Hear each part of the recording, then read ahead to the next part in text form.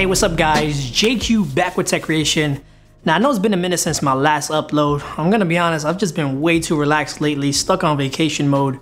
But I mean, it is what it is. Back with another video though. So a couple months back, I did a video called The Ultimate Smart Apartment Tour that you guys seem to love a lot. I got some great feedback. So if you haven't seen that video, make sure you go watch that and then come back to this one. Since then, I've made some small but significant improvements that you guys may want to consider when putting together your very own smart home. So the purpose of these videos is to encourage those people who may live in a city like me where a lot of people seem to be renting to not be afraid to tech out the place that they call home. So everything that I've showcased in the past and now are all apartment friendly. So without further ado, let's start the Ultimate Smart Apartment Part 2.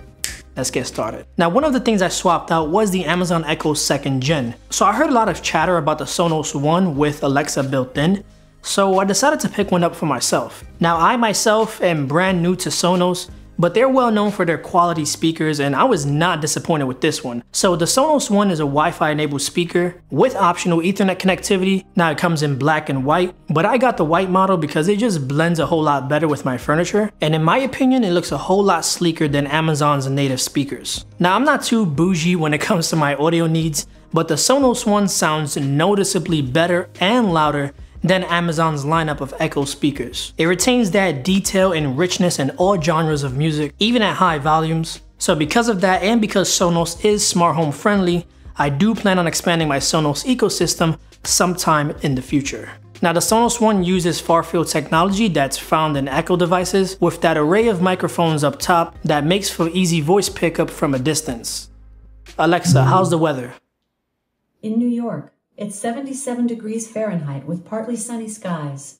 Now on the topic of echo listening, in order to prevent shouting across the room, I picked up an Echo Dot, which replaces and doubles as my digital alarm clock for my console table. So my Google Home covers my bedroom, the Sonos takes care of the living room, and now the Echo Spot will take care of the sort of mid-section of the apartment. So this way, no matter where I'm at, I can speak in a comfortable tone as opposed to shouting. And I think it just fits in perfectly. It's killing a few birds with one stone, and you also get a small amount of customization, and it's also just great for weather and just general information. And for the most part, it works just like any other Echo device. And it's the ideal placement for my Alexa routines that I have set up whenever I'm coming and going. Now, one of the biggest additions that I added to the smart home, and I'm kind of dying from heat because I have to keep it off for the sake of noise, is my smart air conditioner by Frigidaire. And no, there was no sponsor here. This was just a personal purchase of mine just in time for the summer season. This is a beautiful looking modern AC that's right up my alley in terms of design. Now, this is the 8000 BTU model, but it's also available in 10 and 12,000 BTUs depending on your window size and how much area you need to cool down. But this size is perfect for my needs. Now up top, we've also got a row of touch sensitive buttons that powers on the unit, controls the temperature, toggles between cooling modes, and adjusts the fan speed for your needs. Now, I did mention that this was a smart air conditioner, so the best part about this is that it's compatible with Amazon Alexa. Now it's also worth mentioning that this is compatible with the Google Home as well, but the Frigidaire service over on the Google Assistant side of things is having a bunch of issues, so I'd stay away from it if I was you and use Amazon Alexa instead. So after downloading the Frigidaire app for Android or iOS, you want to go ahead and create your account, then go ahead and tap and hold the Wi-Fi button on the AC to enter pairing mode, and then you press add air conditioner within the app and then follow the instructions to continue connecting the AC to your home's Wi-Fi. FYI, by the way, the initial setup process goes a lot smoother on iOS side of things. I hate to admit it, but iPhones just work better, so if I were you, that's what I would do. Anyway, so once all that's done, the Frigidaire app would then display your current room temperature, and all of the controls on the AC are now available from your phone. This way you're able to cool down the place when you're away from home in preparation for your arrival. From here, you can uninstall the app if you want. You don't really need it. It's just a matter of enabling the Frigidaire skill inside Alexa by signing in over there. And then once you hit discover, air conditioner will now show up as one of your devices. And now you'll be able to say, Alexa, turn on the air conditioner. Okay. Alexa, set the air conditioner to 60 degrees. Air conditioner is set to 60. And just like that, I've gotten even lazier.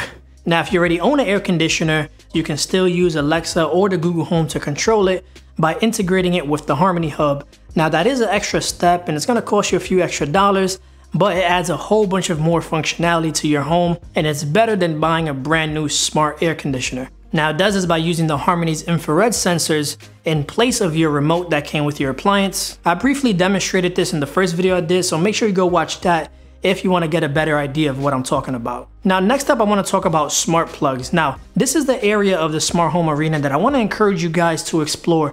Outside of the top name brand smart switches like Wemo for example, there are a bunch of great generic brand smart plugs out there that are great alternatives and offer the same if not more functionality and for oftentimes cheaper.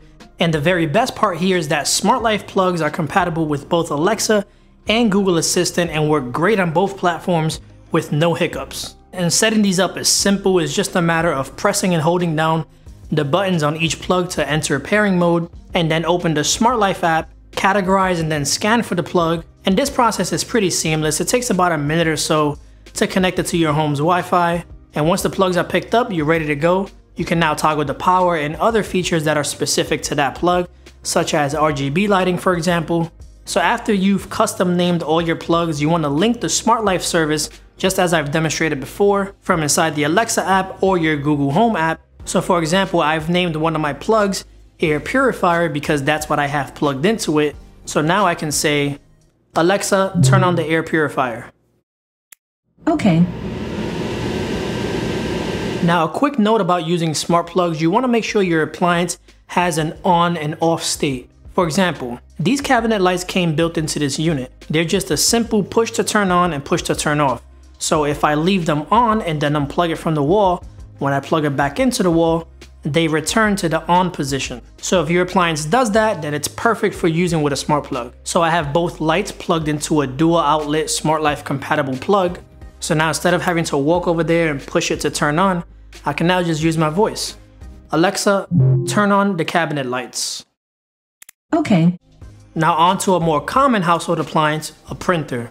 I finally got a printer. So I just chose a simple Canon smart printer for my document needs. It's nothing crazy, it's a pretty affordable wireless all-in-one. It slides snug into my cabinet. It adds that little more convenience with that home office feel. Now I chose the gray color, it's also available in red as well. It supports Wi-Fi and Bluetooth printing, and it also features support for Google Cloud Print.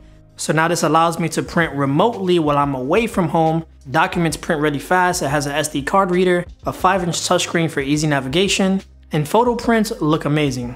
Again, there's nothing spectacular or out of this world about the printer, but it's just a must-have for pretty much any home, and it was a long overdue purchase for me. So now for the hell of it, I just scattered a bunch of these ion wireless chargers made by iOttie. They actually sent me a bunch of these, and I think these are some of the more cooler looking wireless chargers out there. They're wrapped in soft fabric, they're USB-C powered, it offers dual charging with that additional USB port on the back, and the face of it supports fast wireless charging for devices like Samsung phones. Now with one of these bad boys in every room, there's no need to scramble looking for chargers or an outlet. So that's my charging situation that I got going on. And lastly, I blew off the dust of one of my favorite pieces of technology of all time, the Pixel C tablet by Google. Now it's really not much of an upgrade, but it's more of making use of old technology. So I mentioned this plenty of times before how much I love the Pixel C and plenty of other videos in the past. And one of those reasons is because it's unintentionally ideal for smart home use thanks to its magnetic backing.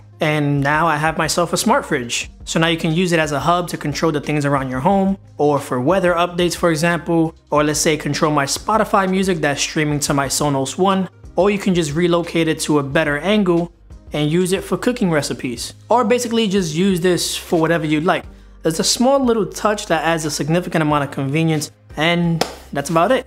So as you can see, I didn't really do too much, I just did things a little bit smarter. I'll be gradually upgrading as we move along, so make sure you stay tuned for a part 3 sometime in the future. Thank you guys for watching. I'll be sure to drop links to everything I've talked about in this video down below in the description, and if you found this video to be of any value to you, make sure by letting me know by dropping those comments down below, and also let me know if you guys have any recommendations or suggestions on things that I can improve around here. I'm more than willing to see what you guys have on your mind. And as always, I want to thank each and every one of you guys for watching, and I will see you in the next video eventually. Peace out.